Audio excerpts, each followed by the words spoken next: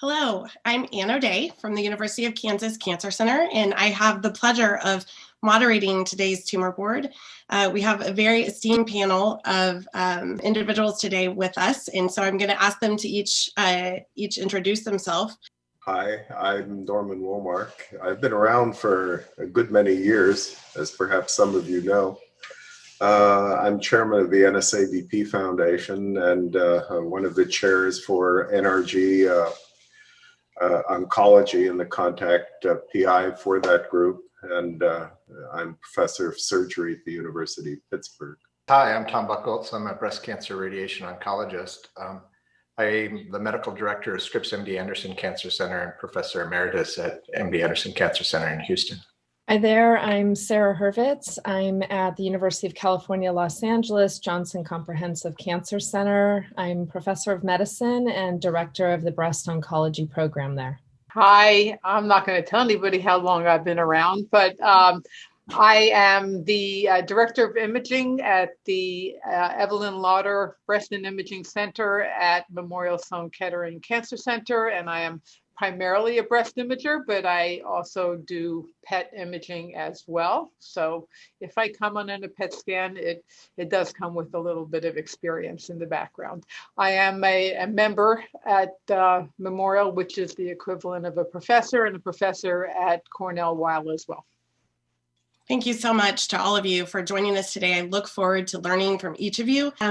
This is a 59-year-old postmenopausal woman who presents with stage 4 invasive ductal carcinoma, estrogen receptor, progesterone receptor negative, and HER2 positive.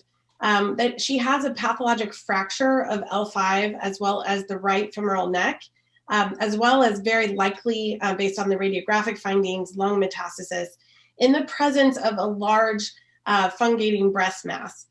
So one of the things we'd like to address in discussing this case is what is the role of surgery in patients that have advanced disease, particularly if you have a patient that has symptoms such as pain or infection from that primary mass. We'll also explore her treatment options, and then for the metastatic bony disease, focus on what areas we may focus on in terms of radiation therapy and the duration of treatment. So again, this is a 59-year-old woman who presented with complaints of bilateral leg pain as well as weakness, in addition to a large fungating right breast mass. The leg pain and weakness had become progressively worsening for about a month, with the worst pain experienced the day that prompted her to present to the local emergency room. And she had no history of trauma. The right breast mass had been present for many months, and the patient endured significant anxiety about presenting to seek medical care for fear of a diagnosis of cancer. Her performance status is 2. This is primarily driven by the fact that she has the weakness and pain, and she rates her pain as a 10 out of 10. As I mentioned, she's postmenopausal. She really has no other significant medical, social, or family history. And I might have Dr. Jockelson just comment about the imaging that we have here. Okay, so this is her real imaging, and I had actually corrected these that she has left breast cancer. I don't think you need a radiologist to tell you it's not right. And for the windows here are kind of in between lung windows and soft tissue windows, so I really can't see the lung metastases, and you don't really appreciate the details of this huge mass, but you can see that there are blood vessels. It's a very vascular mass, and you can see it extending. I'm just really, here on the sagittal, you almost think it may be going into chest wall. It's really hard to tell on the axial images, and you can see she also has left axillary adenopathy. So then she also had plain films of the right femur, and you can see initially that she has an impending fracture at the femoral neck, which clearly they fixed with a total hip replacement, and you can see the pathologic fracture nicely on the axial CT view. And you can see that she has a compression fracture at L5, and you can see that the tumor extends into the fecal sac. So very aggressive bone metastases in addition to, and apparently lung metastases as well. Dr. Woolmark, if you might comment for us about some of what you feel is the role for surgery for patients with advanced disease, given this patient has pain and also, I didn't highlight, but quite a bit of infection related to her large fungating breast mass. Could you walk us through how you approach patients with stage 4 in consultation? Well, as a rule of thumb, I think it's not a good idea to resect the primary in the face of metastatic disease.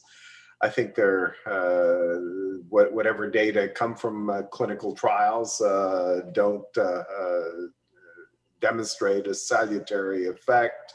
To do that, unless you have that small subset of physicians who still adhere to an abscopal phenomenon, which I think has not been confirmed by any kind of data. Given in this situation where the patient has a chronic fungating lesion with erosion of the skin and secondary infection, which affects the quality of life, I think one can consider resecting the primary.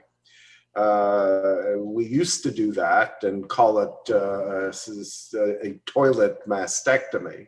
Of course, we've changed that terminology to a cytoreductive mastectomy. But having reviewed the imaging that you showed previously, this is a large lesion. And there could be invasion of the underlying pectoralis. And I think the scope of the operation has to be determined before rushing in to do a cytoreductive mastectomy, which would be appropriate in this situation for the purposes of quality of life. But if it requires swinging flaps that are going to subject this patient to a day in the operating room, I think one has to certainly weigh that. If one could avoid it, I think I would try and avoid it at all reasonable possibility. Thank you for that insight. And Dr. Buchholz, could you comment about some of her metastatic bone lesions and how you would approach those in terms of palliative radiation therapy? Yeah, in the setting of an actual pathologic fracture of the femoral neck, we'd want to have a surgical correction rather than just radiation. In the setting where the bone is stable, as I mentioned, you can get excellent palliation of pain. Sometimes, like in this L5 fracture that we're seeing, where you actually have a compressive fracture, the fracture itself causes significant pain in addition to the disease. And it might not be as quickly to respond to palliation with radiation, but still, radiation is effective at prevention of retrograde growth into the cecal sac.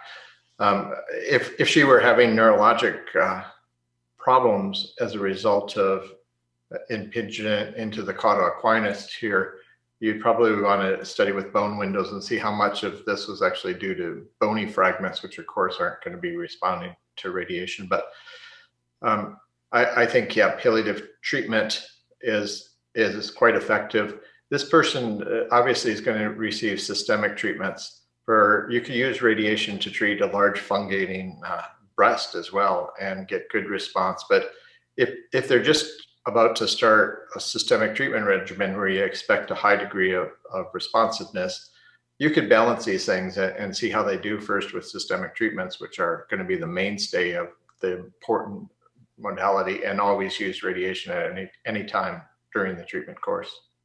Thank you for that point. And Dr. Hurvitz, for this patient that's HER2 positive with de novo metastatic disease, what would be your choice of first-line therapy? The Cleopatra clinical trial evaluated taxane plus trastuzumab versus taxane, trastuzumab, pertuzumab. and showed not only an improved progression-free survival, but also an improved overall survival and a very dramatic objective response rate. I would use this regimen for her. Her ECOG performance status is very poor, but it's likely owing to her extensive disease and pain from her hip fracture and bony metastases, as well as her fungating breast mass. So I think treatment with systemic therapy makes the most sense. If she needs to go to surgery and you don't want to, for the hip fracture itself, if she needs stabilization, you can put off the taxane and just start with trastuzumab, pertuzumab. I've done this in many patients, and it's been able to induce a response. It's a little slower than when you do the chemo with it, but that is certainly acceptable if you're having to work out timing of surgical intervention. I agree wholeheartedly with what my colleagues have said. In terms of delaying surgery to the breast and trying to get some control of this lesion with systemic therapy. And thankfully for HER2 positive breast cancer, control of disease is usually quite easy to achieve. Thank you so much for everyone's points. In this particular patient, she was started on weekly paclitaxel while she was hospitalized, minimal improvement. Orthopedic surgery was deferred in light of the active infection in the breast mass, with hopes to operate once the wound was able to be healed. And she received palliative radiation therapy to 30 Gray and 10 fractions to L4-S1 and planned for radiation therapy to the right femur after surgical intervention. So I appreciate everyone's insights, and I think the addition of the targeted therapy, the anti-HER2 therapy to the systemic therapy would be critically important there. So thank you all for that discussion.